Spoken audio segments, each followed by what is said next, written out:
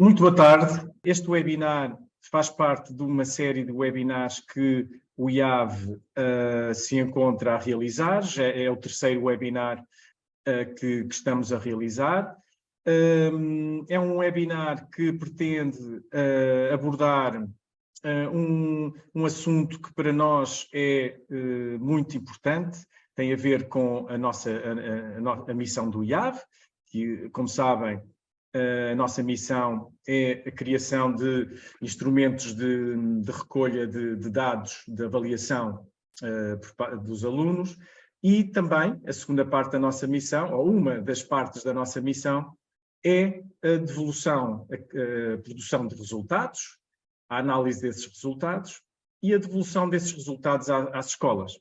Essa é uma das nossas missões mais importantes, para que depois as escolas possam, a partir da análise desses resultados, trabalharem, analisarem os resultados, perceberem em que disciplinas, em que domínios, em que temas é que têm ou que podem trabalhar mais com os alunos, a perceber como é que se encontram relativamente a outras escolas comparáveis em termos nacionais. Portanto,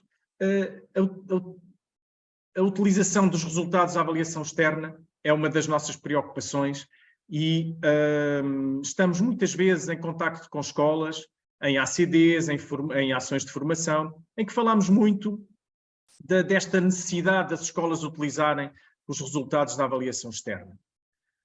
No entanto, nós gostamos também de olhar para lá dos resultados da avaliação, para além dos resultados, e é daqui que vem o título deste webinar, é olharmos para além dos resultados.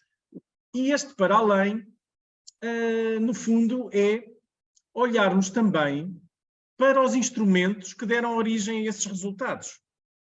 Olharmos para os itens, ou seja, as situações de avaliação que o IAV construiu para que os alunos pudessem mostrar o que sabem relativamente a um determinado construto. E, portanto, esses itens, no fundo, vão fazer com que o aluno possa, numa situação muito específica, mostrar o que sabe sobre essa situação e, a partir daí, nós possamos fazer inferências relativamente à forma como os alunos dominam o currículo, dominam certos conhecimentos, desenvolveram certas competências. Portanto, é também muito importante que as escolas possam olhar também para os instrumentos de avaliação externa, mas com um olhar, por vezes, diferente. E esse olhar diferente é o de olhar para dentro dos itens. E esse olhar, eu costumo dizer que nós temos que descascar os itens para perceber o que é que esses itens pediam aos alunos e, a partir daí também, a partir dessa análise dos itens, desse descascamento dos itens, podermos, nas nossas escolas, na nossa sala de aula, perceber o que é que nós também podemos fazer com a nossa didática para que os alunos melhorem no seu desempenho, ou o que é que poderíamos fazer para que eles respondessem a um determinado item da avaliação externa com um melhor desempenho. E, portanto, foi também para ajudar as escolas e os professores a poderem fazer esta análise, este olhar sobre os itens da avaliação externa, que o IAV criou, penso que já no ano letivo passado, no ano letivo passado, o IAV criou uma plataforma que chamou Plataforma Itens SA, explorar os itens da avaliação externa em sala de aula. Portanto, o SA corresponde a sala de aula.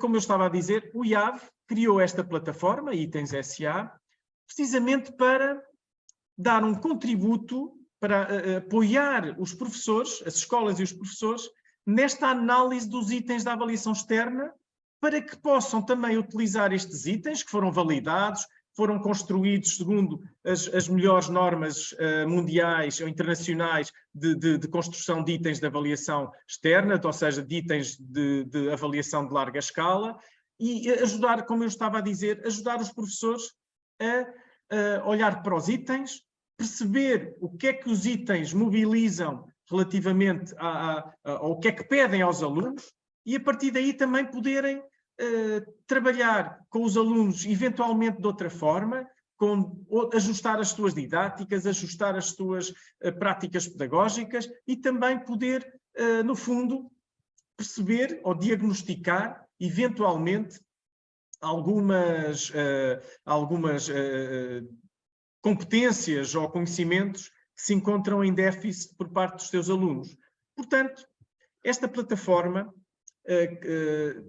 que surge enquadrada no plano de recuperação das aprendizagens, foi um dos contributos do IAV para esse plano de recuperação das aprendizagens, surgiu nesse âmbito, com esse chapéu, digamos assim, mas é uma preocupação que o IAV já tem há muitos anos, desde há muitos anos esta parte, que é, olhem, professores, olhem para os nossos itens, analisem-nos, vejam exatamente, por exemplo, o que é que eles estão a avaliar, qual é a sua relação com os documentos curriculares em vigor, aprendizagens essenciais e perfil dos alunos à saída da escolaridade obrigatória. Olhem para os critérios, olhem de uma forma muito mais profunda para que daí tirem informação importante para o trabalho de sala de aula. Pronto, esta foi a grande ideia para a criação desta plataforma, da plataforma Itens SA. É uma plataforma pouco sofisticada, como vamos mostrar a seguir, é uma plataforma muito simples, mas também, sendo simples, vai nos permitir explorar toda esta informação de uma forma muito simples. E, portanto, espero que este webinar tenha o efeito desejado, que é ajudar-vos, professores, ajudar-vos, no fundo, a utilizar melhor toda esta panóplia de informação que os itens da avaliação externa podem trazer no fundo, para podermos, nós professores, ajustarmos as nossas práticas pedagógicas, ou irmos ajustando as nossas práticas pedagógicas também, mas não só, mas também ao que é muitas vezes pedido em sede de avaliação externa. Neste webinar, como sabem, vai participar e vai fazer a maior parte da apresentação a nossa diretora do IAV, nossa diretora de Serviços de Avaliação Externa, que é a doutora Paula Simões. A partir de agora é Paula Simões, portanto tiramos o doutor, não vale a pena estarmos com grandes formalismos. A Paula Simões é responsável pelas equipas que constroem os itens da avaliação externa, que constroem as provas de avaliação externa, e, portanto, vai-vos fazer aqui, por um lado, uma apresentação da plataforma, mas, mais importante do que isso, vai-vos mostrar como é que podem explorar os itens da avaliação externa e como é que o podem fazer depois em sala de aula e na preparação das vossas aulas, também, no fundo, na reflexão que vocês podem fazer relativamente à forma como estão a definir as vossas estratégias didáticas, como é que vão ensinar aos alunos certos conceitos, certas competências. No fundo, a didática é isso, é como é que vamos ensinar isto aos nossos alunos. E, portanto, eu pedi à Paula para entrar para se mostrar agora neste webinar. Eu vou estar aqui também, vou estar com a câmara desligada, que é para não desviar atenções nenhumas relativamente à nossa próxima oradora. Vou estar muito atento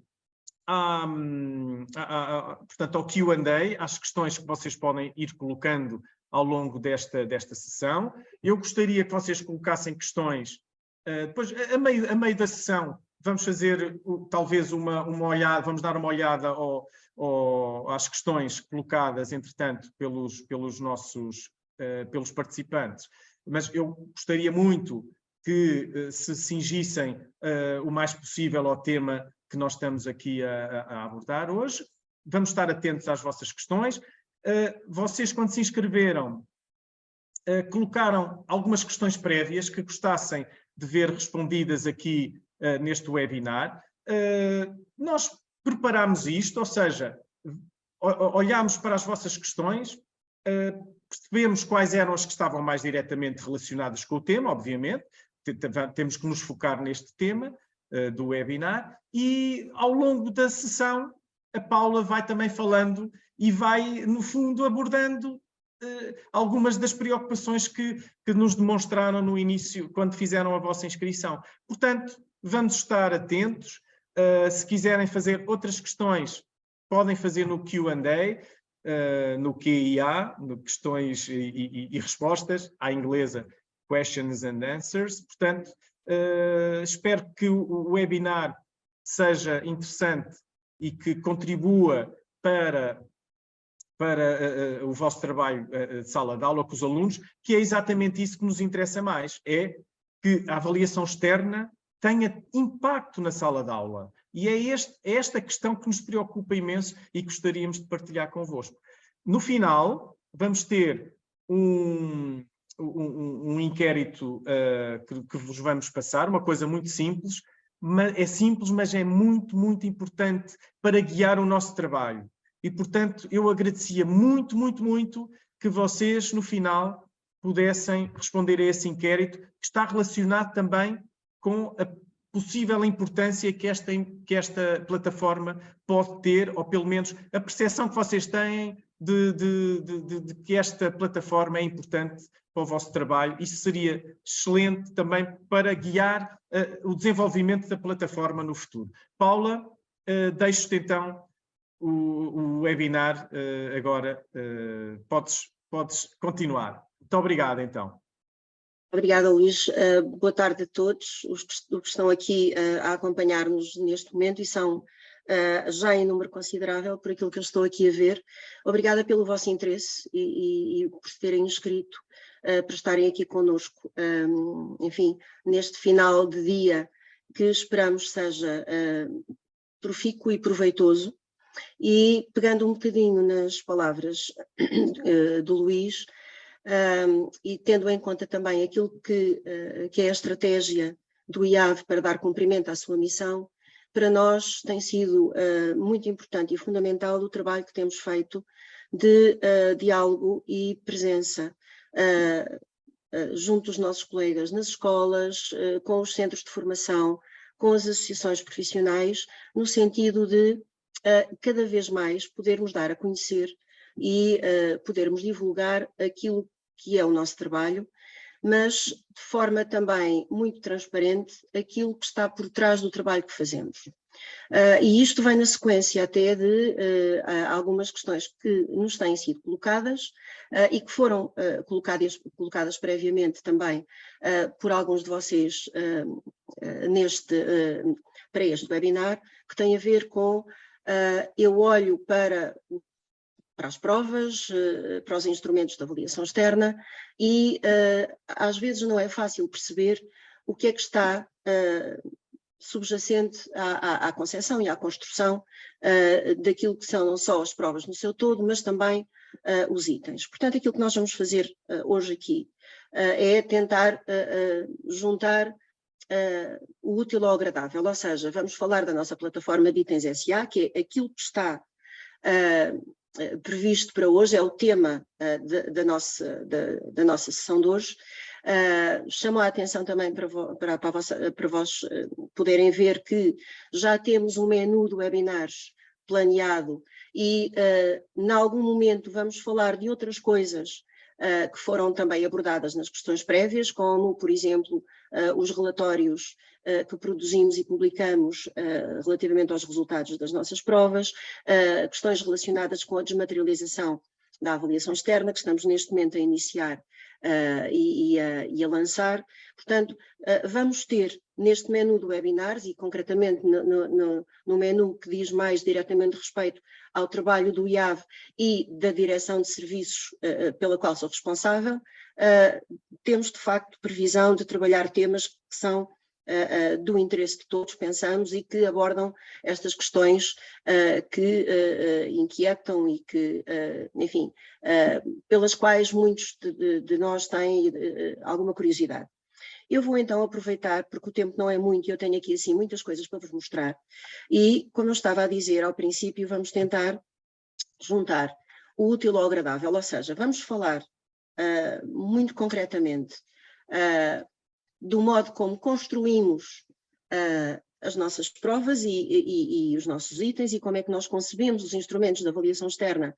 Eu gosto mais de dizer instrumentos de avaliação de larga escala que são aplicados no nosso sistema e, paralelamente a isso,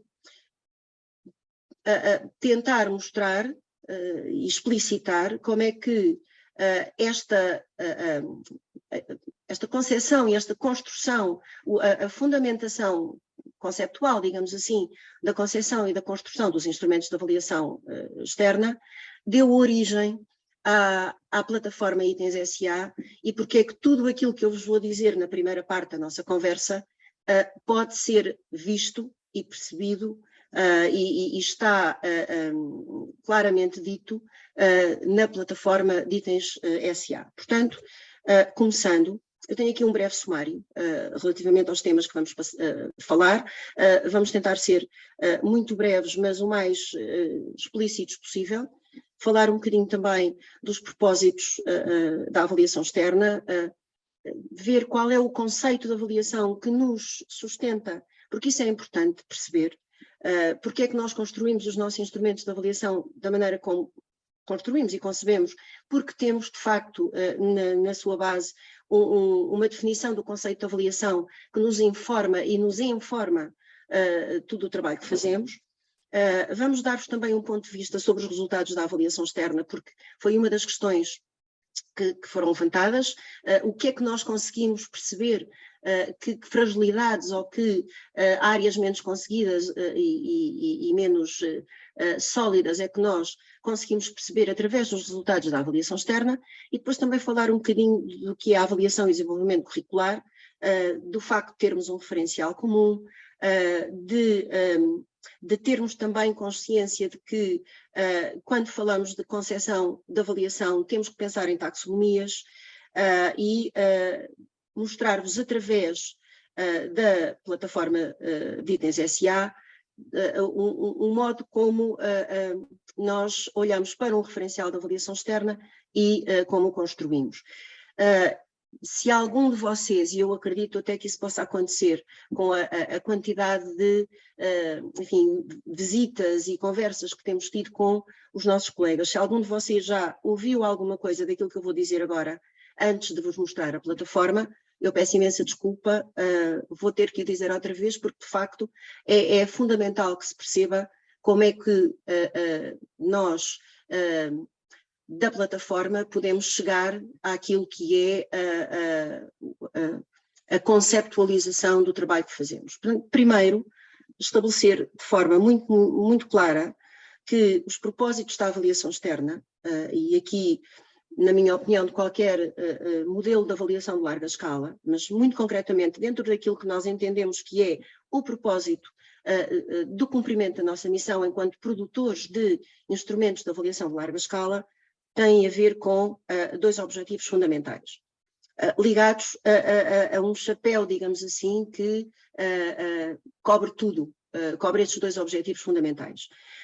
O objetivo principal da avaliação externa tem que ser fornecer informação aos intervenientes no processo educativo sobre duas coisas, pelo menos estas duas coisas, que nos interessam hoje aqui na nossa conversa.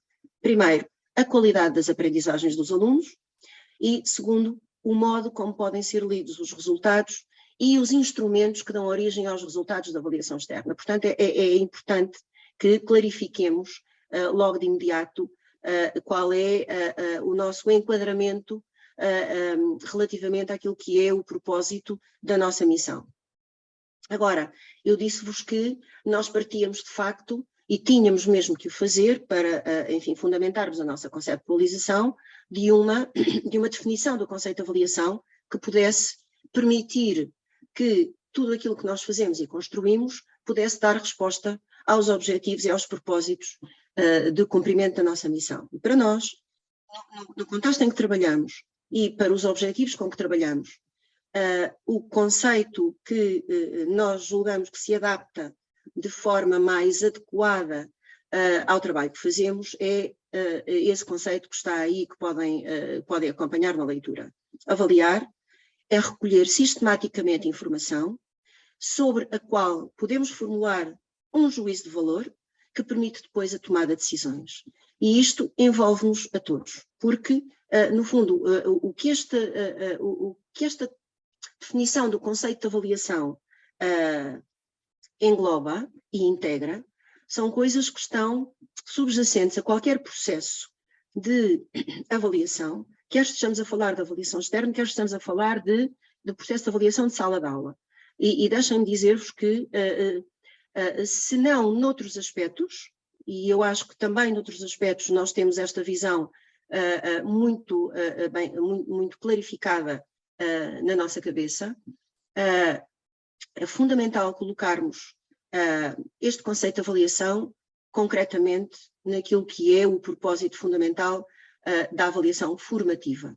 A avaliação formativa é essencialmente recolher informação e comunicar informação, essa informação que recolhemos. Portanto, este conceito, dizia eu, integra-nos a todos, porque diz respeito a uma recolha, e para fazer uma recolha nós enfim, utilizamos instrumentos e técnicas de recolha da informação, informação essa que tem que estar enquadrada num objeto de avaliação, e no nosso caso esse objeto de avaliação tem que ser sempre as aprendizagens que os alunos desenvolvem no seu percurso escolar, porque depois vamos ter que formular um juízo de valor, vamos ter que dar uma informação sobre aquilo que é a qualidade do objeto de avaliação recolhida através dos instrumentos e técnicas que utilizamos, porque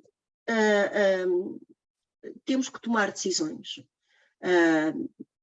Sendo esse juízo de valor sempre fundamentado em critérios, para que tenhamos uma apreciação fundamentada e que essa apreciação fundamentada permita a tomada de decisão. E a tomada de decisão tanto vale para nós, IAV, quando produzimos uma informação sobre o desempenho de um aluno numa determinada prova ou num determinado momento de avaliação, mas também para qualquer de nós que esteja em sala de aula, podemos também tomar decisões e ajuizar da qualidade da aprendizagem que os nossos alunos desenvolveram e dar-lhes informação a eles sobre a qualidade das aprendizagens que conseguiram desenvolver.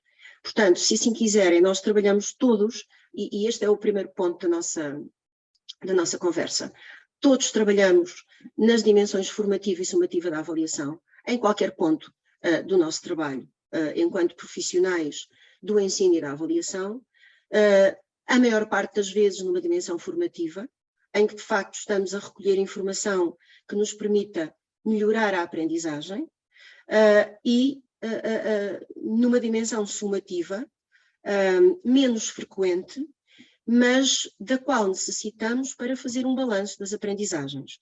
E uma das questões interessantes que eram colocadas previamente por vocês para este webinar era, no fundo, para que serve, ou qual é o propósito da avaliação externa. O propósito da avaliação externa é, num contexto de larga escala e de um sistema enfim, nacional, ao qual está subjacente um currículo que é comum e que tem que ser implementado e aprendido, fazer um balanço das aprendizagens para dar informação, quer a nível individual, ao aluno, quer ao professor, à escola e ao sistema. Portanto, a avaliação externa é, se quiserem, um momento em que esse balanço é feito não relativamente à aprendizagem de cada aluno individualmente, que para isso temos a sala de aula, mas um balanço que, incluindo também os desempenhos individuais de cada aluno, vai contribuir para um melhor conhecimento sobre o estado da aprendizagem dos alunos e que compõem o sistema de ensino nacional relativamente àquilo que é suposto toda a gente aprender. E isto, de facto, continuamos a explicitar alguma fundamentação daquilo que fazemos e também, de certa maneira, a validar o trabalho que vos vamos apresentar na plataforma Itens SA, e temos que olhar também para algumas evidências da investigação e da interação que tem que haver e que necessariamente há entre aquilo que é o trabalho de sala de aula e essencialmente as práticas de avaliação formativa que são desenvolvidas em sala de aula pelos nossos colegas e que são visíveis e que são corporizadas através dos resultados individuais da avaliação interna e, claramente, da interação destes e destas práticas de avaliação formativa com aquilo que são os resultados da avaliação externa e a qualidade dos desempenhos dos alunos quando estão perante uma situação de avaliação externa. E sabemos, e este estudo que está aí é um estudo que já não é muito recente, mas há estudos mais recentes sobre isto e que comprovam isto mesmo, que quando os alunos trabalham na sala de aula dentro de uma metodologia de avaliação formativa, têm normalmente melhores resultados porque aprendem significativamente mais e melhor do que os alunos em que a avaliação é sobretudo sumativa e sobretudo lhes dá informação classificativa, quer expressa através de um número, quer expressa através de uma menção que se pode operacionalizar numa letra ou numa menção de outra natureza, mas sem a natureza informativa e descritiva da avaliação formativa, nós estamos a retirar à aprendizagem dos nossos alunos essa informação fundamental para que eles possam desenvolver mais e de maneira mais significativa as suas aprendizagens. E quando os alunos fazem isto, porque desenvolvem estratégias muito mais autónomas e desenvolvem, por exemplo, pensamento estratégico e desenvolvem, por exemplo, uma capacidade de resolver situações problemáticas que são menos rotineiras ou menos esperadas, isto também quer dizer que também na avaliação externa estes alunos vão ser capazes de melhores desempenhos porque estão mais habituados a usar a informação que têm para ser mais autónomos na demonstração da aprendizagem que fizeram. Isto é muito importante porque temos aqui a pergunta, que é a pergunta que toda a gente faz, o que significa então preparar os alunos para os exames. Aquilo que nós vos vamos mostrar hoje, a plataforma que estamos a construir, eu não vou dizer que construímos, porque ela está a ser construída, enfim, é dinâmica, e está todos os anos a ser alimentada com coisas que foram aplicadas todos os anos. Então, como é que nós podemos preparar os nossos alunos, não para os exames, mas para terem bons desempenhos no exame, mas que esses bons desempenhos sejam de facto evidência de que verdadeiramente a aprendizagem foi significativa e não uma preparação para o exame que decorre, por exemplo, do treino sistemático com exames ou provas de anos anteriores. É isto que fundamentalmente nos interessa e fundamentalmente também nos interessa, e continuando a avançar um bocadinho naquilo que é a conceptualização do que é para nós avaliação, que se considerarmos, e consideramos claramente que a avaliação faz parte do processo de desenvolvimento curricular, o que é que nos une, de facto, entre a avaliação externa ou a avaliação de larga escala que é aplicada ao sistema português e a avaliação interna que todos os colegas, enfim, desenvolvem e aplicam na sua sala de aula, o que é que nos une? Une-nos isto, o nosso currículo, o perfil dos alunos à saída da escolaridade obrigatória, que é muito, que eu costumo, e tenho ouvido às vezes dizer que é um documento vago e não muito explícito relativamente àquilo que os alunos devem aprender, e o documento das aprendizagens essenciais de cada uma das áreas curriculares ou disciplinares que são trabalhadas em sala de aula.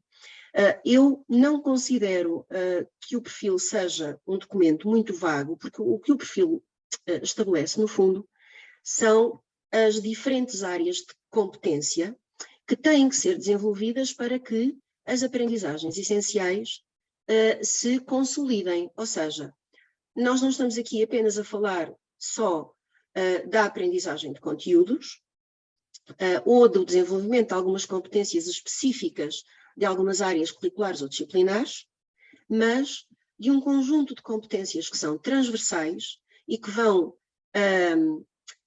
facilitar e induzir o desenvolvimento de aprendizagens mais significativas em todas as áreas disciplinares, porque, eu dou-vos um exemplo, quando pensamos, por exemplo, na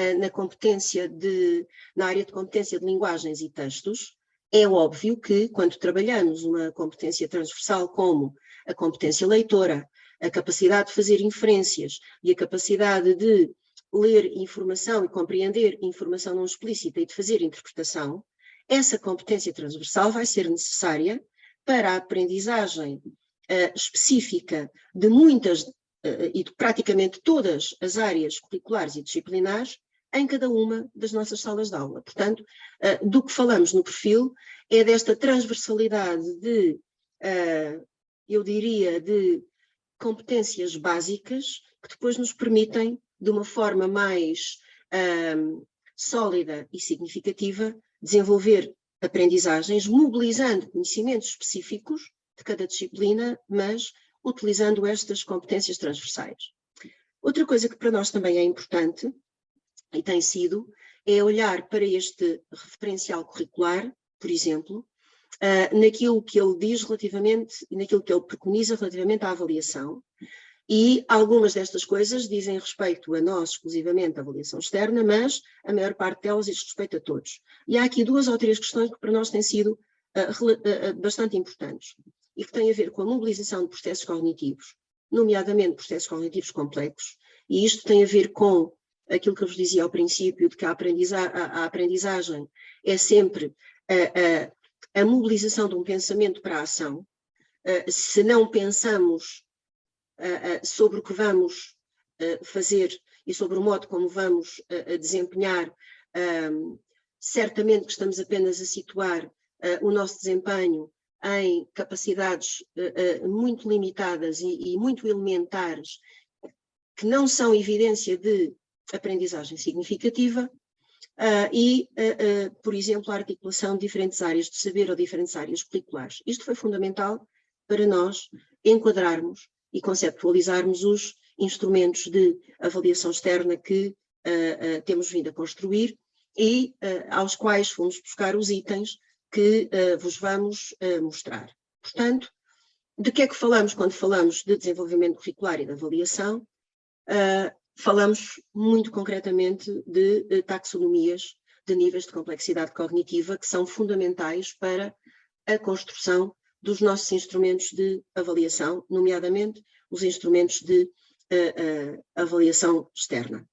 E eu aqui, eu não vou demorar aqui muito tempo, todos nós, e principalmente aqueles de nós que têm já eu vou dizer um determinado número de anos de experiência no ensino, fomos confrontados na nossa formação inicial com a aprendizagem da taxonomia de Bloom. Isto, portanto, é conhecimento que eu acho que é comum a todos nós, e o que é certo é que a taxonomia de Bloom, e isto, digamos, também temos que situar que esta taxonomia de níveis de complexidade cognitiva foi matricial para todas as outras taxonomias que foram construídas entretanto e que têm vindo a acompanhar, enfim, alguns paradigmas e a evolução dos paradigmas das teorias da aprendizagem e do conhecimento e do ensino. Portanto, não podemos explicar as outras taxonomias sem ir a esta, mas de facto esta como matricial, mas também como ainda, de certa forma, algo incipiente e ainda pouco informada, como as nossas mais recentes estão agora inclusivamente até pela neurociência e pela teoria da aprendizagem e do conhecimento. O que nós conseguimos aqui perceber é que temos uma taxonomia baseada numa hierarquia de processos, do menos complexo, do mais elementar ao mais complexo, e que, no fundo, esta hierarquia de baixo para cima vai afunilando, mas tem, de facto, muito pouca interação entre os diferentes níveis de complexidade cognitiva que a compõem. Portanto, ela é fundamentalmente focada em verbos para classificar os níveis de conhecimento ou de pensamento. Nós no IAV utilizamos uma taxonomia que, como todas, é decorrente desta que é a inicial, mas que é uma taxonomia que tem uma estrutura e uma organização diferente. No fundo, ela estabelece uma relação circular e uma relação de interação entre os principais processos cognitivos, situando-os em níveis em que, numa determinada atividade em que os alunos têm que demonstrar aprendizagem, o seu desempenho permita inferir que, embora haja um nível de complexidade cognitiva que é o foco da avaliação naquela atividade, ela não subsiste sem as outras, e inclusivamente há atividades e níveis de complexidade cognitiva que interagem entre si consoante aquilo que é solicitado em cada uma das tarefas. Portanto, é uma taxonomia muito mais centrada nos processos, e aquilo que eu vos dizia há pouco tem a ver com este facto. Portanto, nós temos um núcleo central de 3 atividades básicas, que são a atividade da descrição, da explicação ou da explicitação e da interpretação, que são as capacidades base de demonstração da aprendizagem, através do desempenho, e depois temos 4 níveis de complexidade cognitiva que interagem entre si, porque temos atividades que surgem nos diferentes níveis e que têm diferentes graus de complexidade consoante aquilo que é solicitado em cada uma das tarefas. Eu dou apenas um exemplo. Eu tenho aqui nesta taxonomia a comparação no nível 2, e o nível 2 aqui situa-me numa complexidade em que o aluno tem que identificar ou descrever conceitos ou capacidades, mas também tenho a comparação no nível 3, que é o nível do pensamento estratégico. Qual é a diferença entre comparar no nível 2 e comparar no nível 3? É relativamente simples. Se eu pensar numa comparação do género, identifica as diferenças ou elenca as diferenças que existem entre 2 modelos, ou 2 textos, ou 2 pensamentos, 2 personagens de uma obra, uma coisa deste género, em que eu apenas peça um elencar de diferenças, eu estou claramente no nível 2 de complexidade cognitiva, mais elementar, portanto. Mas se eu pedir uma comparação em que o aluno tem não só aqui elencar as diferenças, mas também dar uma justificação para a existência dessas diferenças, eu estou claramente num nível de comparação mais complexo, em que exijo mais e em que aquilo que é solicitado ao aluno tem, de facto, maior complexidade do que uma comparação que pede o elenco de diferenças. Portanto, em que é que nós baseamos os nossos instrumentos de avaliação externa? Nós agregamos aqueles 2 níveis de maior complexidade cognitiva, o nível 3 do pensamento estratégico e o nível 4 da extrapolação, da criação, por exemplo, e construímos uma matriz de 3 níveis, em que no nível 1 os itens, pedem ou solicitam atividades de reconhecimento ou reprodução, em que o nível 2 solicita essencialmente interpretação ou aplicação, e em que o nível 3 já exige raciocínio, extrapolação, avaliação de uma situação, uma crítica, uma fundamentação, por exemplo. E, a partir daqui, construímos uma matriz. Esta matriz é um exemplo daquilo que utilizamos internamente. Podemos ter domínios de conteúdo, mas também podemos ter domínios de competência.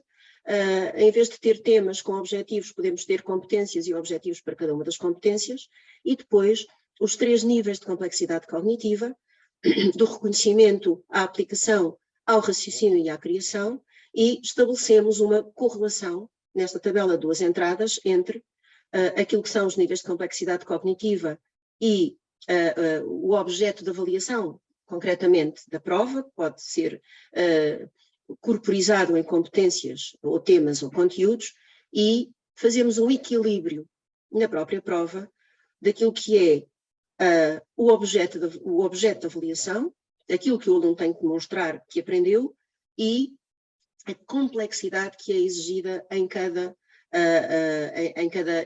tarefa ou item que lhe é solicitado ou apresentado.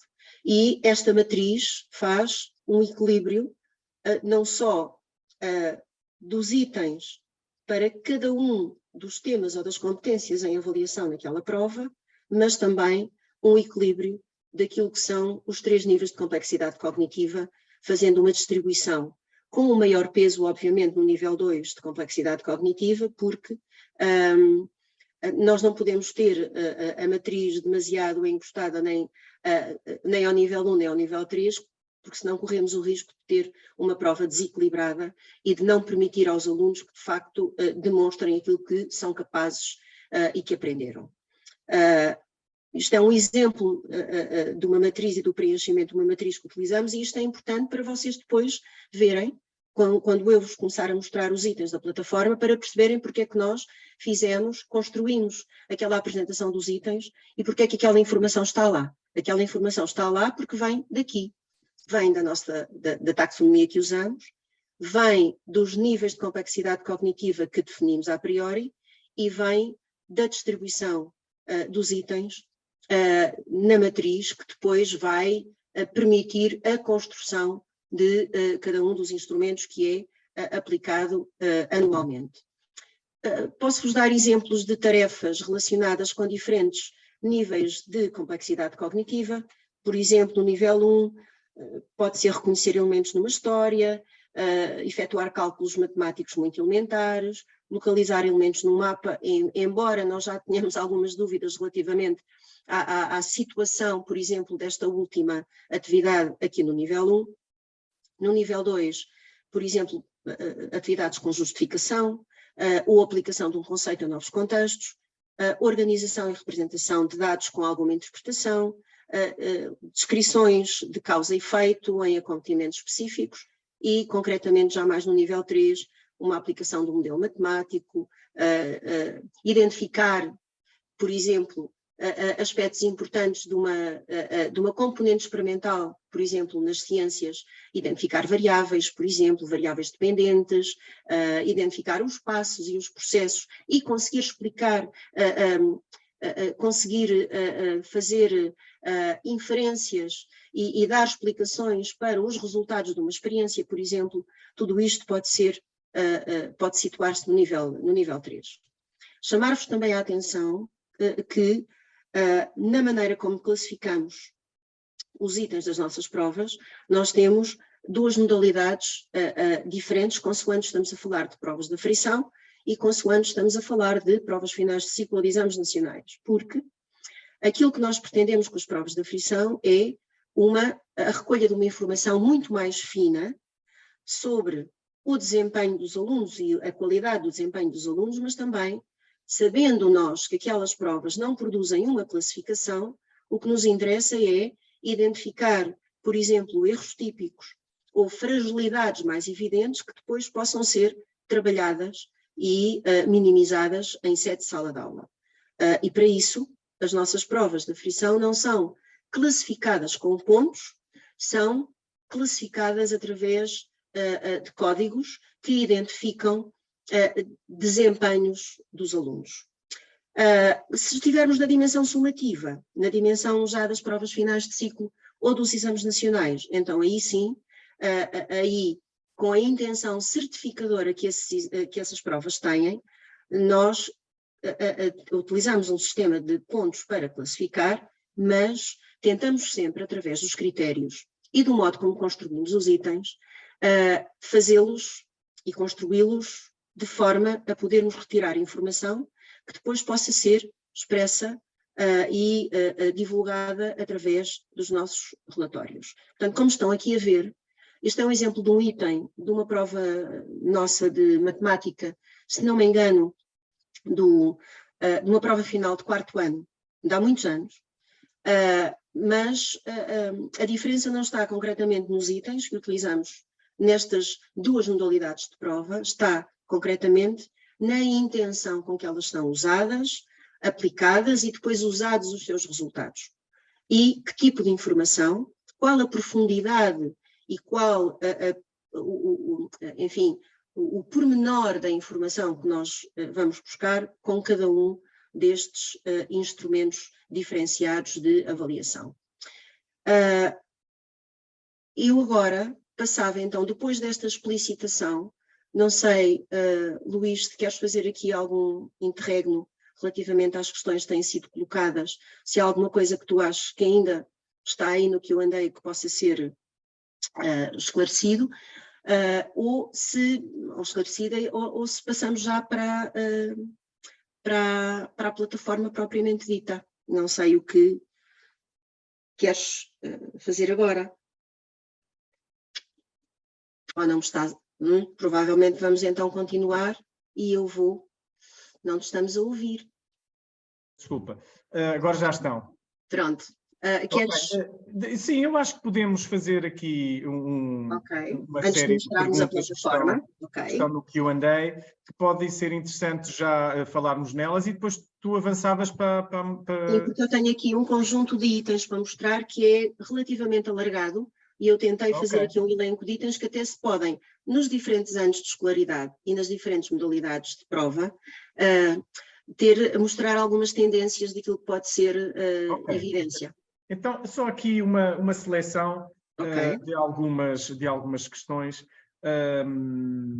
Há aqui uma questão que eu acho que é interessante e eu gostava de ouvir a tua opinião. Certo.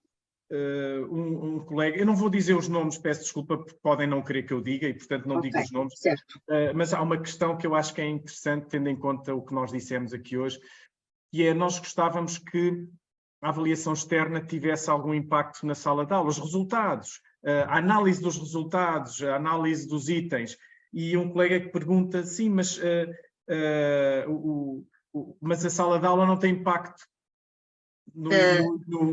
na construção dos exames do IAV. Isto é um debate muito interessante. Será que o IAV não olha para o terreno e não vê o que se passa na sala de aula? Isto é interessante. Olha. E eu acho que isto era um debate que até dava um webinar só por si. Também acho que sim. Essa é outra questão. Olha de forma bastante mais pormenorizada e focada do que possa parecer à primeira vista. Porque, além de, enfim, de nós trabalharmos exclusivamente com colegas que de facto estão no terreno e têm conhecimento do terreno, nas áreas em que trabalham, e isso eu acho que é do conhecimento de todos, nós temos feito um esforço muito grande nos últimos anos de ir às escolas,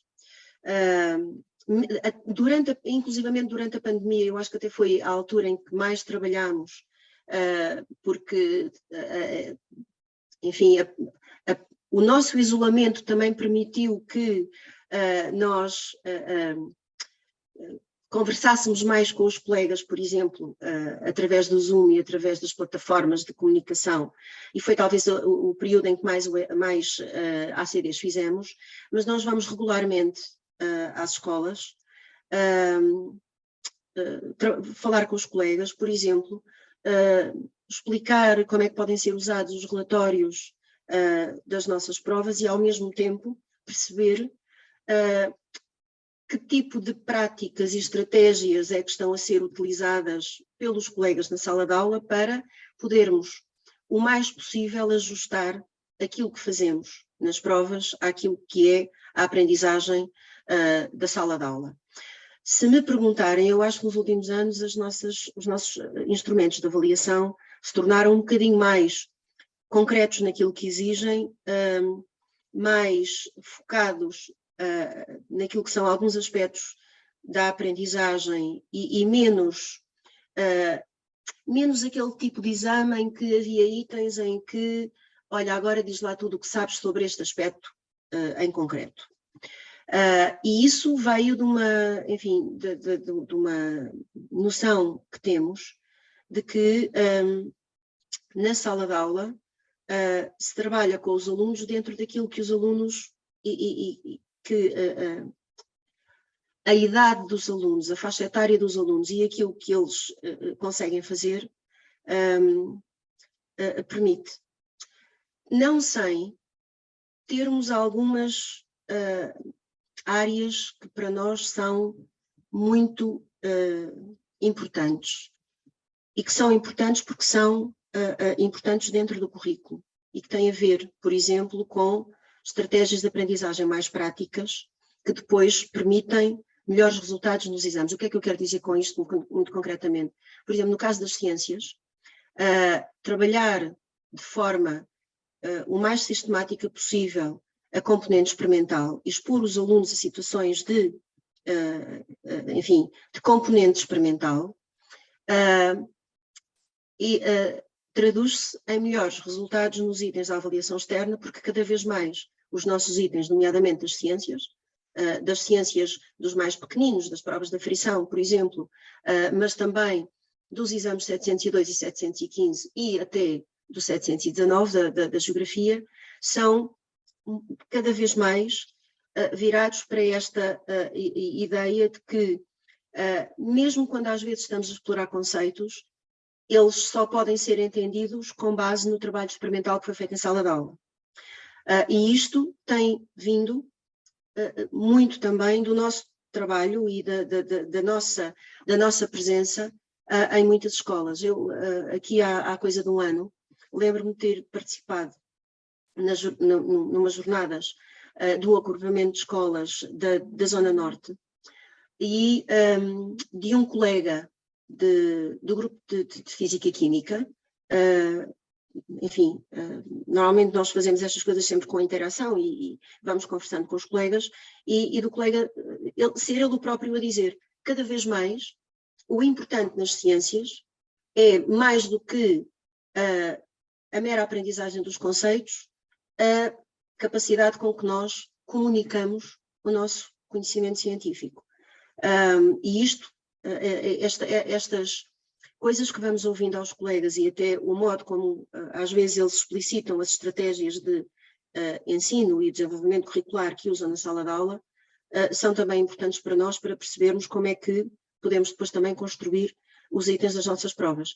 Eu acredito que, não sendo hoje o momento para falar disso, estes próximos anos de interação entre a avaliação externa e a sala de aula, com aquilo que podemos aprender uns com os outros, da utilização de ferramentas digitais e de aplicações na aprendizagem, pode ainda levar mais longe este conhecimento mútuo.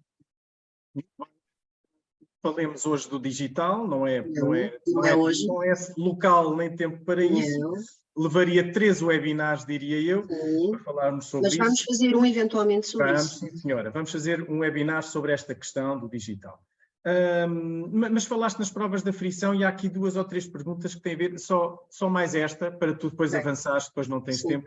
Eu acho que é importante porque há aqui colegas que têm a preocupação legítima, e é legítima, estas questões são legítimas, dizendo que os alunos não têm motivação para aprender, por um lado, os alunos não têm motivação para pensar, para trabalhar, e que depois isso se reflete nas provas de aferição e que até podem enviesar os resultados das provas de aferição, porque os alunos não se empenham na realização das provas. Eu já te passo a palavra, mas eu faço notar que os estudos internacionais, PISA, TIMSS, PIRLS, ESEALS, todos eles são provas que não contam para a avaliação dos alunos, não contam para a classificação dos alunos, para a nota.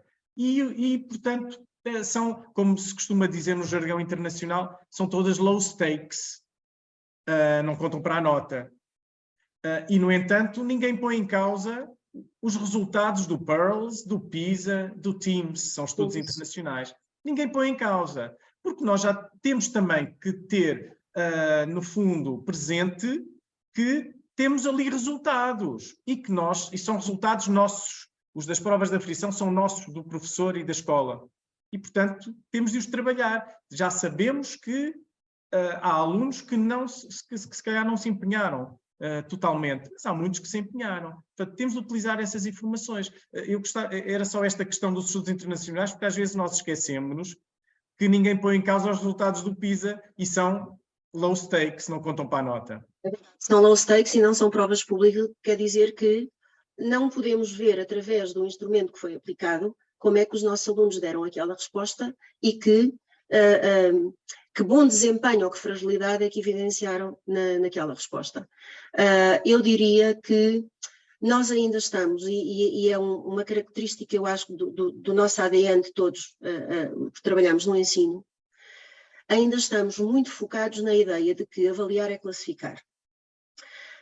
E como ainda estamos muito focados nessa ideia de que, quando avaliamos, temos de classificar, não nos focamos na outra vertente da avaliação, que é aquela vertente que nós falávamos ao princípio, que é a vertente da informação e da comunicação.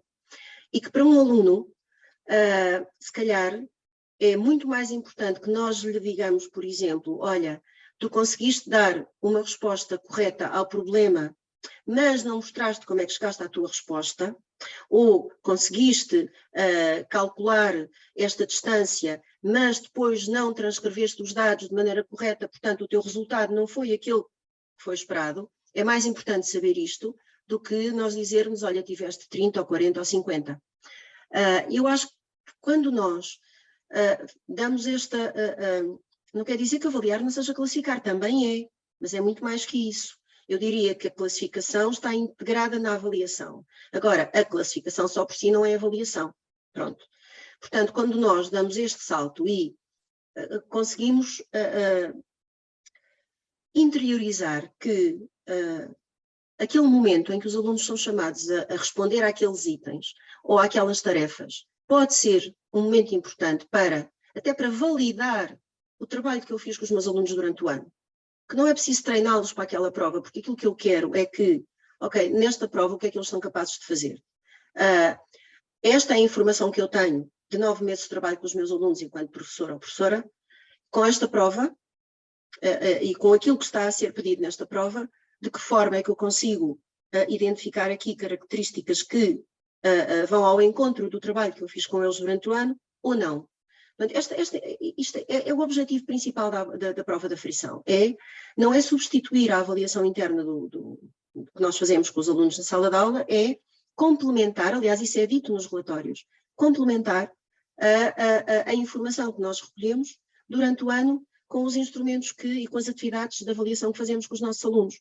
É mais um elemento que pode ser utilizado como diagnóstico, por exemplo, para a preparação, e essa é outra coisa que os nossos colegas nos dizem. Porque é que eles só vêm em setembro e não vêm no final do ano letivo? Porque nós ainda temos um problema que é, para termos resultados, temos que aplicar as provas numa altura em que haja disponibilidade para elas serem classificadas e depois temos que ter algum tempo, pelo menos um mês de trabalho, que é o mês de agosto, em que estamos a trabalhar nisso, para podermos produzir os relatórios. Eu acho que se nós dissermos aos nossos alunos, olha, isto de facto, tu não vais ter nenhuma nota com isto, mas aquilo que vamos conseguir saber, e como não vais ter nenhuma nota, não vais ser penalizado se não souberes. Mas se souberes, e se conseguires fazer, melhor ainda, que é para nós percebermos o que é que tu já aprendeste bem e onde é que nós depois te conseguimos ajudar a melhorar. Eu acho que este tem que ser o espírito, e tem que ser o espírito de nós todos. Nós todos que estamos na sala de aula, com os nossos alunos e também com os encarregados de educação, que podem ser ajudas fundamentais quando esta ideia é passada, digamos assim. Muito bem, Paulo. Então, eu agradecia que depois, se tivermos a oportunidade, voltamos. Eu vou tentar. Eu vou tentar. Então, agradecia que nos mostrasse a plataforma. A plataforma, que é esse o nosso objetivo. Eu agora vou esconder um bocadinho. Está bem, ok. Então, estou-vos a mostrar a plataforma de Itens SA, a tal plataforma que nós construímos, também no âmbito do plano de recuperação das aprendizagens e que temos vindo a alimentar com os itens das nossas provas e de que forma é que nós, enfim, imaginamos que ela possa ser usada e possa ser útil no trabalho que é feito em sala de aula. Vou-vos só mostrar como é que podem aceder. Portanto, estamos na página do IAV, como estão a ver, e aqui no menu lateral direito cá em baixo temos uma área chamada Plataforma Itens SA. E temos uma página de abertura, um ecrã de abertura que nos diz quais são os objetivos e quais são as características da informação que é veiculada. E depois temos uma área de estudos internacionais, relativamente à qual eu não vou trabalhar hoje, mas vou-me cingir àquilo que de facto é feito ao nível dos instrumentos que são construídos no nosso sistema. Portanto, as provas e os exames que são construídos pelo IAV a partir da Direção de Serviços de Avaliação Externa. Chamar-vos também a atenção para o que é dado a conhecer em cada item. Todas as características do item, os objetivos, quais são os seus critérios de classificação e aqui é que está de facto a novidade relativamente àquilo que nós fazemos, foi introduzir uma área em que damos exemplos de didáticas e de situações de aprendizagem que os alunos podiam desenvolver ou que podíamos desenvolver com os nossos alunos na sala de aula, para responder, não é só para responder corretamente a este item, é para que a sua aprendizagem neste contexto e no domínio que está em avaliação possa ser bem sucedida. Eu tenho aqui enfim, uma série de itens que eu vos vou mostrar e vou começar precisamente pela área do ensino básico. E no ensino básico temos, claro, os 3 ciclos e vou começar por vos mostrar um item do primeiro ciclo de português e é o item 2. E explicitar-vos o que é que podem encontrar em cada um dos itens. Isto é, este template, esta ficha de item é comum a todos os itens que são apresentados aqui. Portanto, o formato, o template é exatamente igual, a informação é que varia, obviamente. Passam o pleonasmo daquilo que estou a dizer relativamente àquilo que está em causa à disciplina, ao ano e ao item em si. Portanto, este é um item do 2º ano de português. É um item de leitura, portanto, estamos a avaliar, o objeto de avaliação aqui é a leitura. Foi aplicado no instrumento de aferição amostral Português e Estudo do Meio, Código 25, do ano de 2021. Como sabem, nesse ano, as provas de aferição foram aplicadas em modalidade amostral e as palavras-chave deste item são informativa, conectores, mobilização de conhecimentos e compreensão da informação. E essas 4 palavras-chave, ou 2 ou 3, ou as que sejam, em cada item, estão elencadas, como veem aqui, mesmo no topo da ficha do item. Depois, a seguir, mostramos o item em si. Portanto, isto é um esquema que os alunos têm de completar, portanto, no papel completavam com cruzinhas, agora vão ter que fazer as cruzinhas de outra maneira, carregando numa tecla, mas é a única diferença. E, além do item, interessa-nos também mostrar aqui o PDF da prova em que o item apareceu portanto, como estão a ver aqui, podem aceder à prova toda se clicarem na... deixem-me só ver se eu consigo esconder aqui, ocultar. Ok? Estão a ver que podem aceder ao PDF da prova toda e podem ver, inclusivamente, onde é que o item aparece, cá está ele, certo? E a partir de que suporte é que os alunos tinham que trabalhar o item. Depois vamos identificar as características do item. Relativamente à sua tipologia, é um item de seleção, tem um formato de associação, parte de um suporte que é um texto não literário e situa-se num nível de complexidade cognitiva médio e exige essencialmente uma atividade de interpretação. Relativamente aos dados estatísticos, eles não se aplicam porquê? Porque como nós não divulgamos, nem nos interessa a classificação numérica nas provas de aferição, nós não divulgamos aqui, nem temos nada que, enfim, não é importante aqui a percentagem de acerto ou o grau de dificuldade, porque não nos interessa o resultado numérico. Interessa-nos o resultado na perspectiva daquilo que depois demos de informação no relatório individual do aluno e no respectivo REPA-turma e REPA-escola. Identificamos os objetivos do item, o que é que pretendíamos avaliar e a relação deste item com as aprendizagens essenciais e o perfil dos alunos. O que é que nós pretendíamos aqui? Neste caso, identificar informação explícita para a construção do sentido do texto. Nas aprendizagens essenciais, situamos na leitura e no descritor identificar informação explícita do texto e nas áreas de competência do perfil dos alunos, linguagens e textos. Depois identificamos também os critérios de classificação.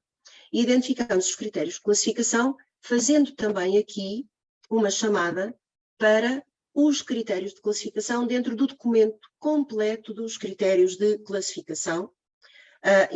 Neste caso, a classificação era dicotómica, mas interessava-nos também recolher informação sobre as respostas incorretas que os alunos deram e depois, então, sim, os tais exemplos de didáticas e de situações de aprendizagem que os alunos podiam, de facto, enfim, desenvolver na sala de aula. E este é bastante completo. Nós temos sempre um bocadinho de receio, porque também a nossa intenção não é dar receitas, pelo contrário, é dar exemplos do que pode ser feito para desenvolver esta competência, neste caso este aspecto da competência leitora dos alunos, mas, dizia eu, é bastante completa porque dá inclusivamente um exemplo de uma sequência de atividade. Toda completa, o que é que essa sequência implica, que momentos podem ser desenvolvidos, que atividades podem ser desenvolvidas. Há aqui uma coisa que é importante também, porque relativamente àquilo que é o nível de complexidade cognitiva e o grau de dificuldade, há às vezes alguma confusão entre o que é complexo e o que é difícil.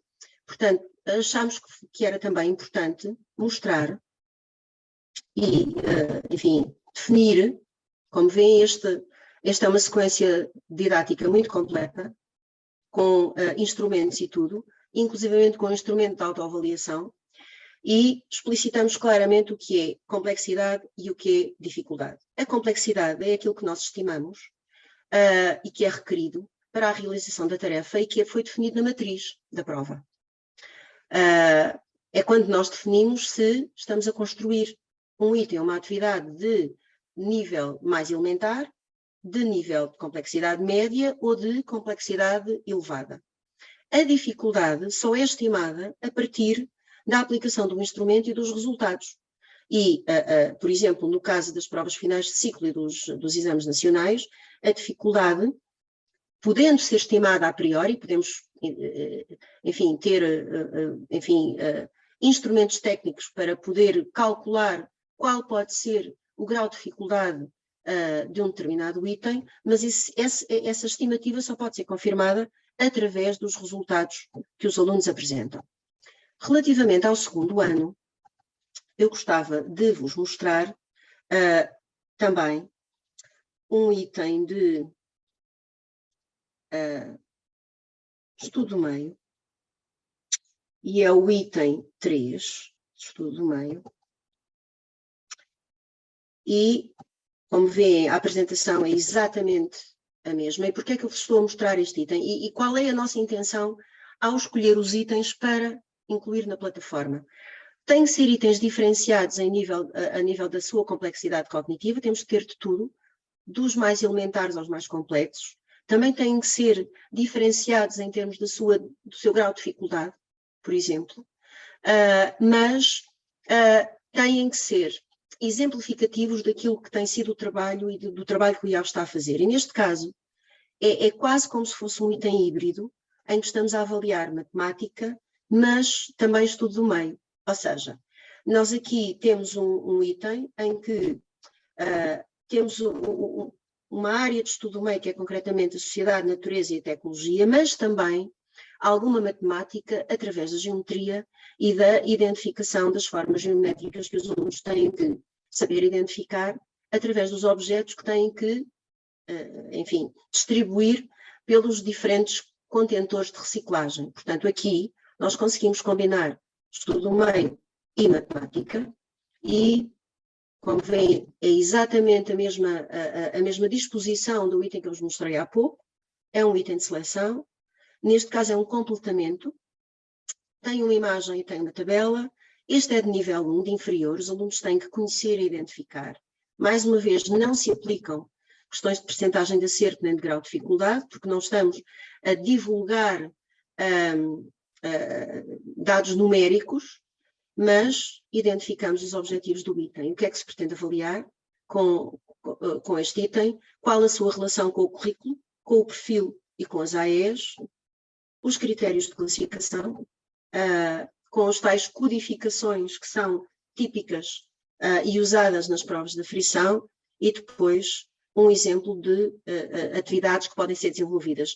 Como veem, estes exemplos são menos ricos que o exemplo que eu vos mostrei há pouco, mas também depende muito das situações, do objeto de avaliação, inclusivamente as disciplinas, enfim, o pormenor com que nós mostramos ou sugerimos atividades para desenvolver a aprendizagem. Eu quis-vos mostrar este item porquê? Porque se eu for, por exemplo, para continuando no ensino básico, se eu for, por exemplo, para o terceiro ciclo e para História e Geografia, para um item, portanto,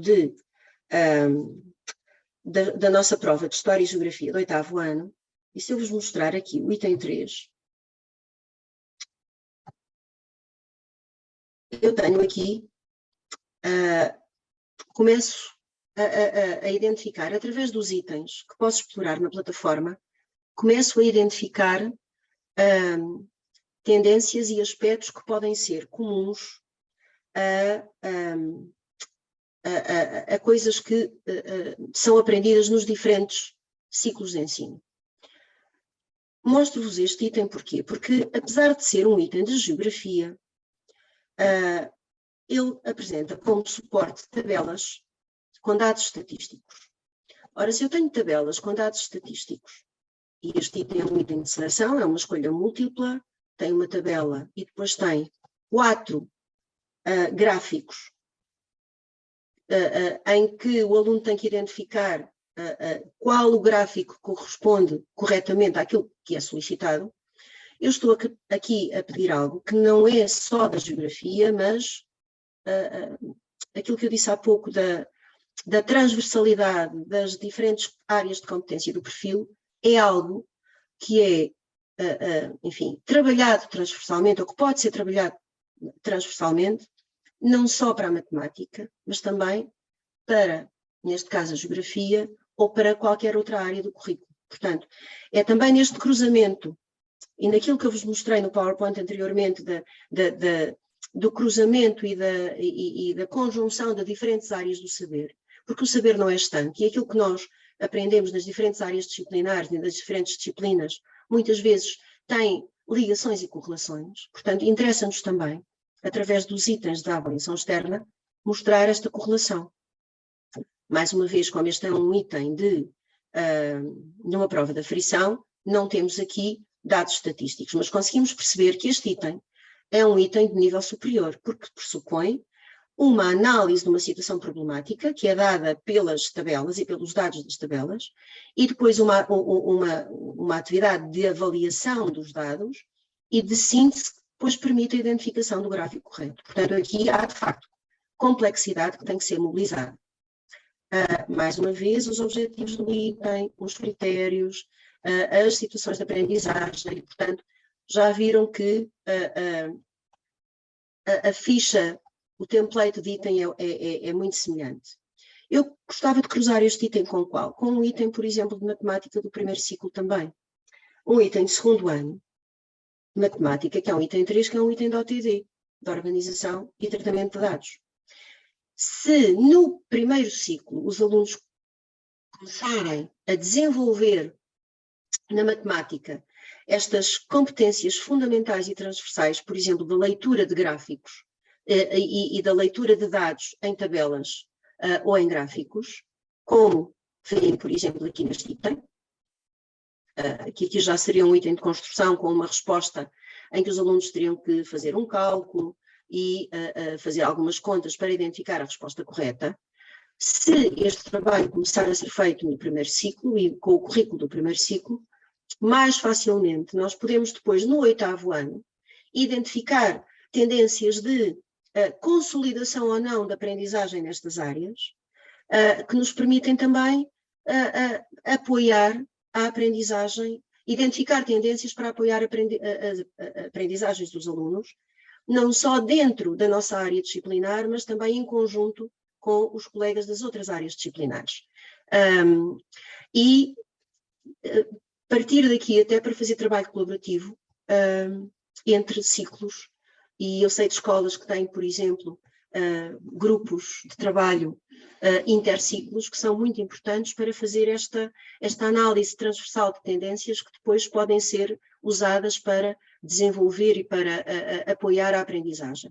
Mas se eu quiser continuar ainda mais à frente e continuando no ensino básico, eu posso no ensino básico, por exemplo, ir aqui a um item de matemática, continuo nas matemáticas, e ir aqui ao item 2 de matemática, também da organização e tratamento de dados, que também me permite continuar a encontrar tendências, porque depois estes itens depois podem ser cruzados com os resultados que nós, e com a informação que está espelhada nos relatórios, tanto nos relatórios individuais como nos relatórios de escola e de turma, e continuo a conseguir identificar aqui tendências de, enfim, de desempenho numa determinada área.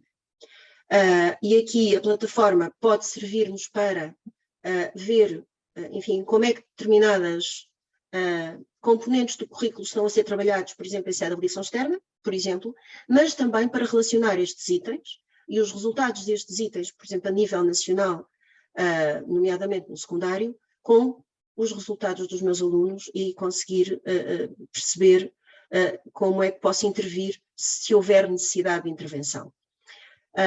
Se eu quiser continuar a encontrar tendências, eu posso ir, por exemplo, à matemática aplicada às ciências sociais e ao item 1 de MACS, da nossa prova da primeira fase de 2022, e ver como esta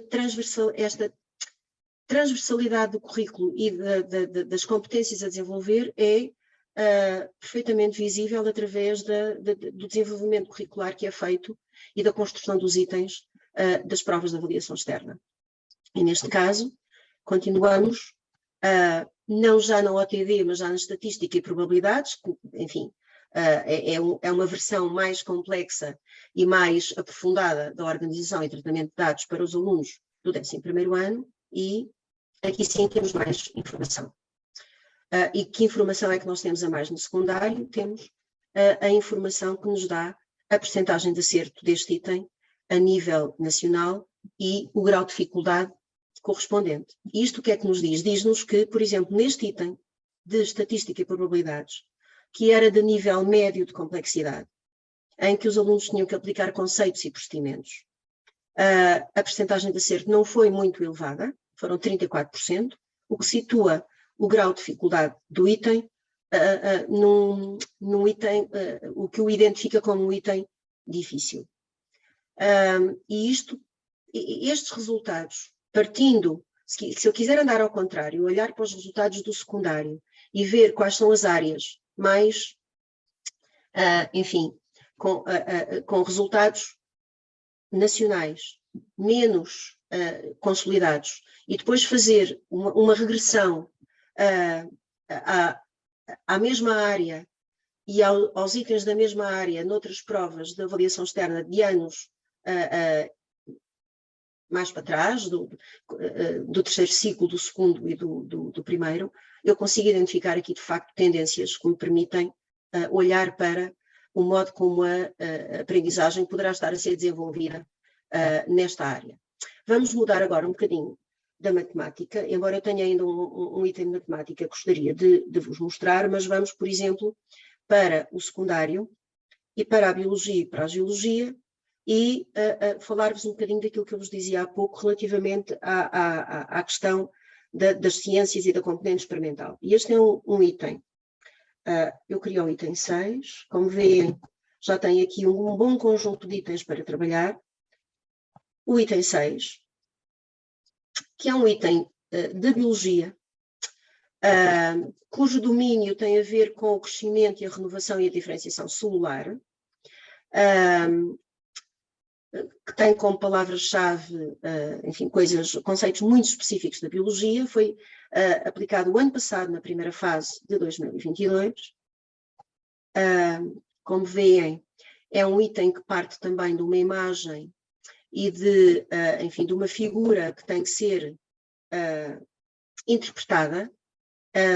É um texto informativo, mas apresenta uma situação é quase um infográfico, digamos assim, e que, porque é que eu achei importante mostrar-vos este item? Porque para consolidar mais uma vez a questão da transversalidade das competências que pode ser vista através do nosso currículo, porque não sendo claramente exigido aqui enfim, competências nem conhecimentos de OTD nem de estatística, a verdade é que se eu juntar o que vos mostrei da leitura do segundo ano da prova de português com aquilo que vos mostrei dos gráficos de História e Geografia ou de Matemática, eu tenho aqui também um cruzamento com aquilo que é a competência leitora e de interpretação que os alunos têm que demonstrar num texto desta natureza. Este é um item de construção, é um item que exige resposta restrita, portanto, a construção de um pequeno texto, e é um item complexo, porque exige análise, a aplicação de conceitos a contextos complexos, e a identificação, inclusivamente, de questões de investigação e de resolução de problemas, porque se pede ao aluno para prever as consequências de uma substituição do fragmento do gene numa capacidade X de um parasita. Portanto, exige aqui, de facto, o domínio de conhecimentos sólidos, mas também de competências de interpretação, de análise e de problematização. É um item difícil, teve 24% de acerto o ano passado. Estão aqui os objetivos, está o cruzamento com as aprendizagens essenciais, os critérios e os tais exemplos de didáticas. E vou-vos continuar a mostrar, agora já de Física e Química, o item 5, que está aqui, que foi também um item da primeira fase do ano passado. Tem a ver com a energia e a conservação de energia, e mais uma vez, aquilo que falávamos há pouco da importância da componente experimental e da verificação, da experimentação na sala de aula para um desempenho bem-sucedido, este é um item exemplar nesse contexto. É um item que parte de uma descrição, de uma problematização, portanto, de uma montagem, lá está, de uma implementação de uma experiência e de um circuito, e os alunos o que têm que fazer é descrever um procedimento e explicitar o seu fundamento. Nós consideramos que este item é um item de nível médio, que exige descrição e explicação, mas mesmo assim, e isto é algo que nós temos conseguido identificar nas nossas provas, mesmo assim, não teve uma percentagem de acerto muito grande, continua a ser um item difícil por causa de uma coisa que eu já vos vou mostrar a seguir. O que é que este item tem também de interessante, ou esta ficha de item tem de interessante? Além da ligação ao currículo, obviamente, como sempre, além da explicitação dos critérios, tem também um exemplo de situação de aprendizagem, inclusivamente com várias abordagens, com uma abordagem empírica, por exemplo, uma abordagem teórica, o que é que pode ser desenvolvido com os alunos, e inclusivamente ideias e links para áreas digitais onde pode ser encontrada informação sobre esta área. Eu teria aqui muito mais itens para vos mostrar, mas eu acho que agora vou interromper o meu compartilhamento e vou voltar ao meu PowerPoint, porque havia aqui ainda coisas que eu gostava de vos mostrar, porque decorrem também de perguntas que foram feitas previamente.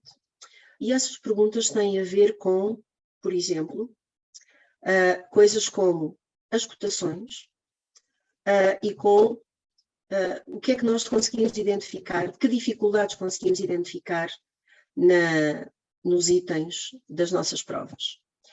E eu vou começar por aí, e porque perceberam certamente que os itens que eu selecionei são itens que não tiveram resultados muito, enfim, muito animadores, porque encerram a demonstração de competências que têm vindo a ser áreas identificadas como frágeis nos últimos anos de aplicação de provas de avaliação externa. Portanto, como é que nós, a partir dos resultados destes itens e, enfim, daquilo que eles solicitavam, do seu enquadramento em termos de complexidade e dos resultados que obtiveram, como é que nós conseguimos identificar então as tais áreas frágeis que depois conseguimos, enfim, informar. Conseguimos, por exemplo, perceber que, relativamente à competência leitora, a realização de inferências é uma área frágil, assim como a interpretação e tudo aquilo que tenha a ver com a compreensão daquilo que não é explícito, tudo aquilo que implica alguma complexidade na leitura, algum ler para além do ler funcional, continua a ser uma área frágil. O estabelecimento de relações complexas, por exemplo, entre diferentes elementos textuais também, a estruturação do discurso. Muitas vezes nós reparamos que, de facto, é na construção do discurso que acompanha o desempenho do aluno que, de facto, às vezes há fragilidades maiores e na correção linguística. E aqui, quando nós dizemos português, não é o português disciplina, é o código que todos os nossos alunos, ou que a maior parte dos nossos alunos usa para responder à maior parte das provas e dos exames que faz. Se pensarmos, então, naquilo que é mais da área enfim, das matemáticas, das ciências físico-naturais, das ciências sociais, como é que, em termos transversais, nós conseguimos identificar fragilidades? Temos, por exemplo, na resolução de problemas, quando eles exigem um raciocínio complexo e não rotineiro, lá está, as coisas rotineiras e rotinadas não trazem dificuldade, o resto, sim. Quando os problemas quanto mais etapas têm os problemas, mais dificuldades os alunos revelam, mas isto se calhar poderá ser uma tautologia, mas é uma evidência que nós temos. Quando solicitamos a integração de conteúdos e de módulos ou temas diferentes, e isto não é só uma questão de interdisciplinaridade, é mesmo às vezes uma questão de intradisciplinaridade, ou seja, como é que nós na mesma disciplina às vezes verificamos que os alunos têm dificuldade em perceber as ligações entre temas e módulos diferentes, quando solicitamos isso num item, quando eles têm que enquadrar situações novas, e aqui muito concretamente, e esta é uma preocupação, sim, por exemplo, e podia ser também o caso do último item que eu vos mostrei na plataforma, da produção de um texto organizado, com recurso à terminologia científica, porque às vezes nós reparamos de facto que não é o que o aluno não sabe, é às vezes o não saber dizer, e isso é evidente às vezes nas respostas que os alunos dão.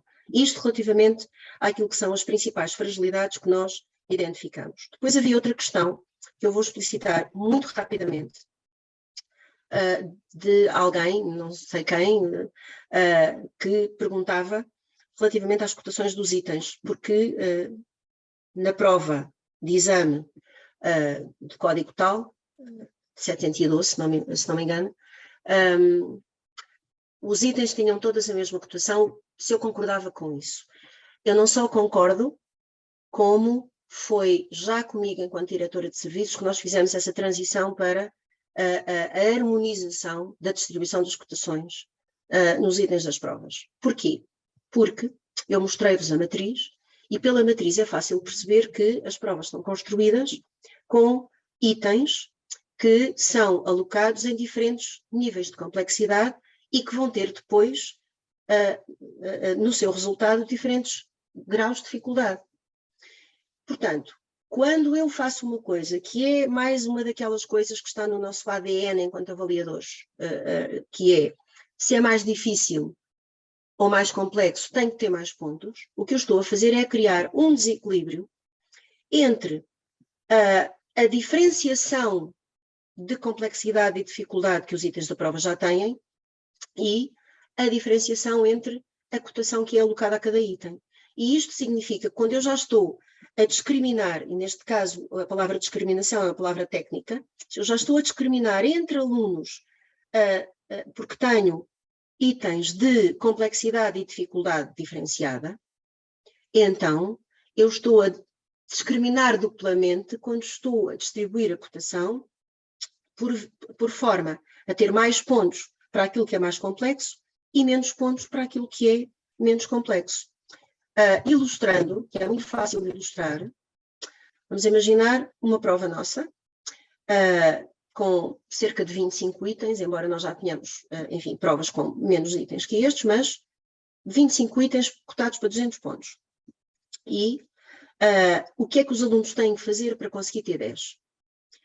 Se eu tiver os itens cotados com discriminação e diferenciação de cotação, mais pontos para o mais complexo e mais difícil e menos pontos para o menos complexo, eu estou a ver ali naquela linha vermelha do gráfico que, para um aluno ter 10, ele vai ter que resolver corretamente entre 21 a 22 itens dessa prova.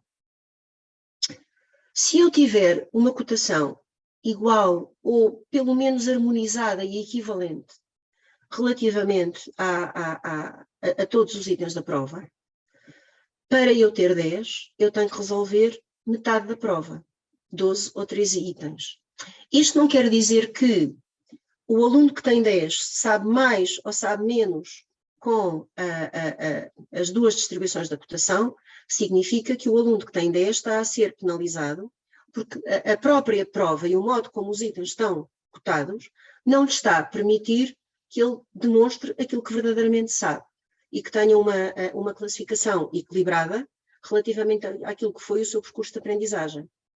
Nós fizemos muitíssimas simulações, só para vos mostrar uma, que foi uma simulação com um resultado da prova 702, Biologia e Geologia de 2013, da primeira fase. E eu estou-vos a mostrar concretamente esta, porque tem muitos anos e teve um resultado que já não é um resultado normal nas nossas provas. A prova, quando foi aplicada, tinha de facto um esquema tradicional de distribuição de pontuação, com a cotação dos itens distribuída da seguinte maneira: mais complexo, mais pontos, menos complexo, menos pontos, e teve um resultado, uma média real de 8,43, que é uma coisa que nós já não temos, felizmente. Se nós, nesta mesma prova, sem lhe mudar coisíssima nenhuma, nem a prova, nem os critérios, distribuíssemos a cotação de forma equilibrada por todos os itens da prova, o resultado teria sido 9,31, ou seja, nem um valor nós teríamos de diferença relativamente aos dois resultados, mas teríamos tido certamente muito menos alunos do terço médio, alunos que normalmente teriam na escola classificações entre o 9 e o 12 ou o 13, com resultados muito mais equilibrados do que tiveram desta maneira. Eu, relativamente àquilo que tinha para dizer e para mostrar, acho que está na hora de fazer uma pausa, porque não sei até que ponto, Luís, é que nós teremos aí mais alguma questão que seria interessante responder. Agradeço. Já te estamos a ouvir, já te estamos a ouvir, sim. Há uma colega que pediu muito veementemente que mostrasses um item de matemática. Não tens aí nada para mostrar? Tenho, sim, senhora. Então vá lá, que é para... Eu não Vou digo num nome, instante, está bem, já sei. Vou num instante compartilhar aqui, para secundário, matemática, cá está. E deixa-me cá ver qual é que eu tinha selecionado. É este, pois claro. Ok, cá está ele. É o item que saiu ano passado no Exame Final Nacional de Matemática A, na primeira fase. É um item de probabilidades, também como o outro de Marcos, e de cálculo combinatório.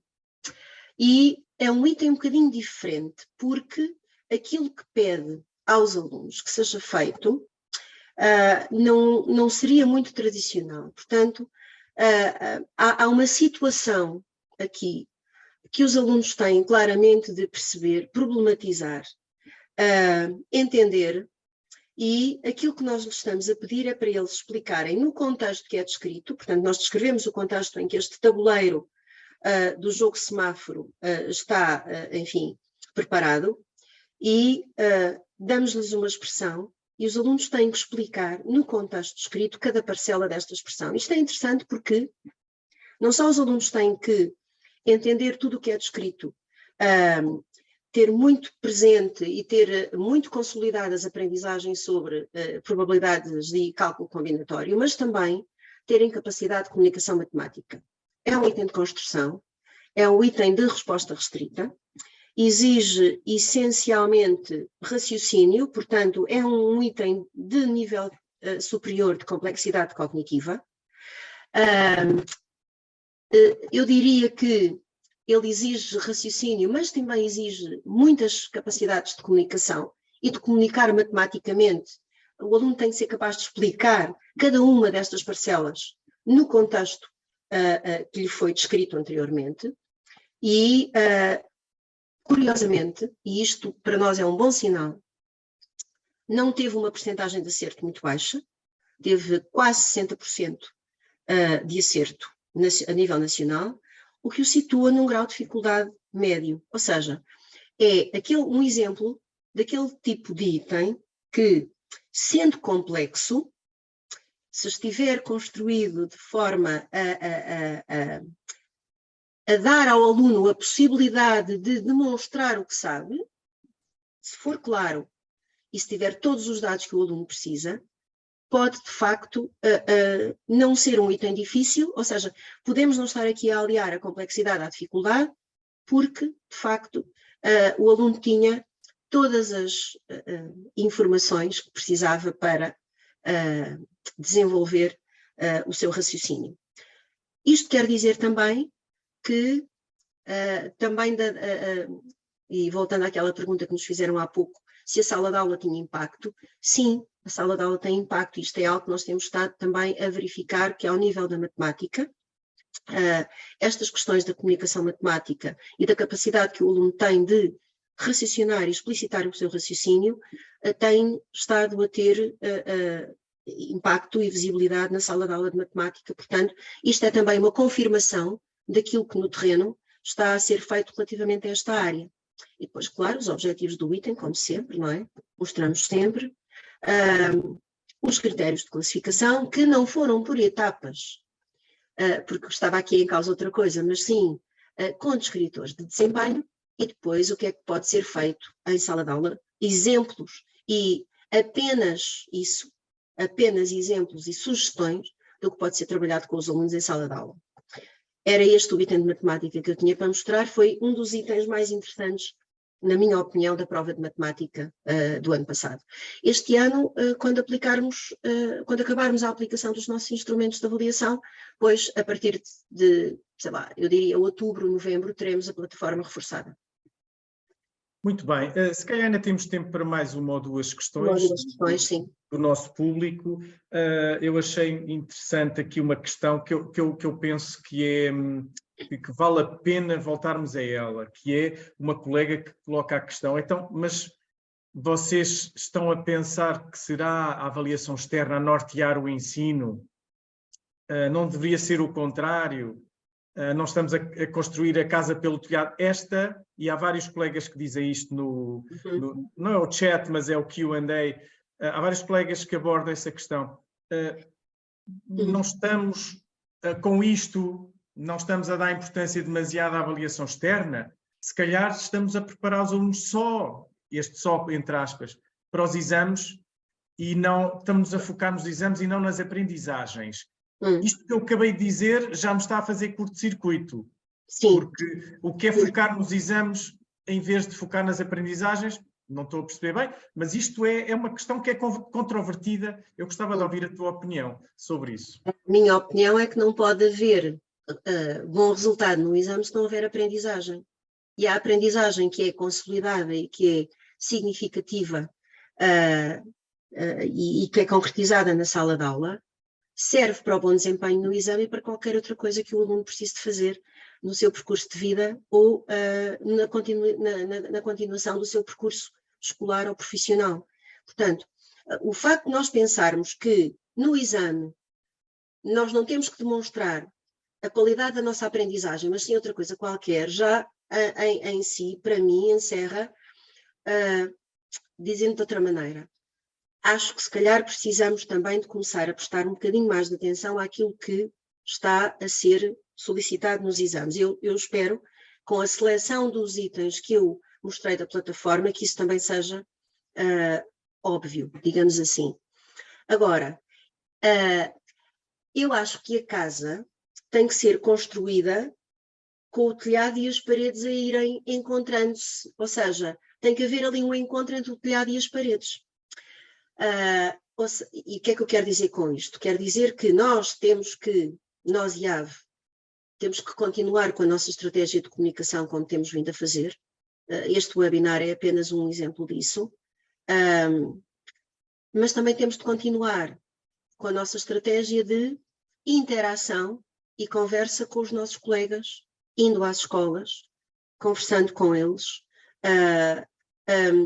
Não é incomum colegas de escola contactarem connosco e dizerem-nos, olha, temos aqui uma situação na escola que nós até gostávamos de conversar convosco sobre ela, venham cá, e nós vamos, e falamos do nosso trabalho e ouvimos os colegas falarem do seu trabalho, porque a questão é que, com telhado primeiro, ou com paredes primeiro, o nosso referencial é o mesmo. E aquilo que nós devemos estar todos a fazer é desenvolver currículo na sala de aula e na avaliação externa, corporizando e operacionalizando aquilo que, em termos de áreas de competência e de conhecimentos específicos, estão previstos no nosso currículo. Portanto, eu acho que estamos todos a encontrar-nos. A avaliação externa é apenas mais uma informação que pode complementar aquilo que os colegas fazem e desenvolvem com os alunos na sua sala de aula. Não vem substituir o trabalho de sala de aula. E a sala de aula pode ficar enriquecida e valorizada com a informação que a avaliação externa pode dar. Eu acho que não é uma coisa por um lado e outra coisa por outro. E depois é muito importante e se calhar pode parecer estranho sermos nós a dizermos isso, que somos os responsáveis pela avaliação externa, mas eu acho que a nossa preocupação tem que ser a aprendizagem dos alunos. Eles têm que aprender, e aprender bem, aprender significativamente. E aprender bem é serem capazes de usar o conhecimento que adquirem, demonstrando que são capazes de usar competentemente, de forma competente. Se fizerem isso, não estão a trabalhar para a avaliação externa, mas vão ter reflexos nos desempenhos dos alunos da avaliação externa, também. Aliás, também nos dizem muitas vezes, quando estamos com professores em escolas, que também é importante desenvolver aquelas soft skills, aquelas competências que os alunos, e que os exames às vezes não permitem, temos que treinar, e não permitem desenvolver, porque se calhar essas soft skills não são importantes nos exames. Nós não concordamos muito com isso, pois não, Paula? Não, aliás, eu acho que, como é que eu vou, embora nos exames tenhamos que demonstrar a nossa aprendizagem, a aprendizagem que fizemos individualmente, qualquer ato de aprendizagem é sempre coletivo e colaborativo. O que nós estamos aqui a fazer hoje, por exemplo, embora não estejamos em contacto direto, o que nós estamos a fazer é também a aprender uns com os outros, e através das vossas perguntas nós estamos a perceber o que é que podemos também fazer para melhorar o nosso trabalho. Se eu pensar naquilo que algumas tarefas dos nossos exames e das nossas provas exigem, eu acho que essas soft skills têm de facto que estar em cima da mesa. E algumas soft skills são, por exemplo, a capacidade de resolver problemas autonomamente, por exemplo, a capacidade de ser confrontado com uma situação nova, não rotineira, e dar resposta a essa situação. Isto são tudo capacidades que são desenvolvidas através das chamadas soft skills. Por exemplo, nas nossas provas, segundo ano, de educação artística e de educação física, há atividades, nomeadamente na educação física, que são atividades coletivas e em que os alunos têm que demonstrar não só individualmente estratégia de jogo, por exemplo, estou a falar do jogo, mas também capacidades de interação e de socialização que lhes permita trabalhar com os colegas para um melhor resultado e um melhor desempenho. E eu acho que, embora seja dos poucos exemplos que nós tenhamos de, atividade coletiva nas nossas provas, gostaríamos de ter mais. Enfim, é o que podemos fazer, mas há muitos itens das nossas provas que pedem mais do que pura e simplesmente as hard skills. Houve um colega, eu não sei quem, obviamente, que perguntou porque é que nós não fazíamos uma prova global, um exame global com perguntas de várias áreas disciplinares. Eu acho que isso era muito interessante, mas como não é essa a encomenda que nós temos, portanto, por enquanto, temos que ir fazendo estes cruzamentos entre áreas, que é o melhor que podemos fazer. É uma coisa que eu gostaria de desenvolver, mas talvez nos encomendem um dia Vamos destes. ver, vamos ver. Bom, Pronto. Caríssimos, Paula, muito obrigado. Obrigada também. Caríssimos colegas, chegámos agora às 19h30. Gostaríamos imenso de ficar aqui, não é bem a falar, porque tínhamos muitas inscrições e, portanto, não era viável estarmos numa reunião normal em que pudesse haver interação mais direta entre nós, mas, apesar de tudo, tivemos sempre acima de 400 participantes. Verdade. Ainda temos cerca de 400 às 19h30. Agradecemos imenso a vossa presença. Eu espero que este webinar, que será, não é o primeiro, mas será um de muitos que nós temos intenção de fazer. Espero que tenha servido para o vosso trabalho e que tenham gostado. E claro que esta interação não vai ficar por aqui. Se quiserem ter mais explicações, mais algum diálogo connosco, estamos sempre disponíveis para nos enviarem e-mails, para nós podermos também interagir convosco o mais possível. Isso. Muito obrigado a todos e até uma próxima oportunidade. Muito boa noite. Bom trabalho.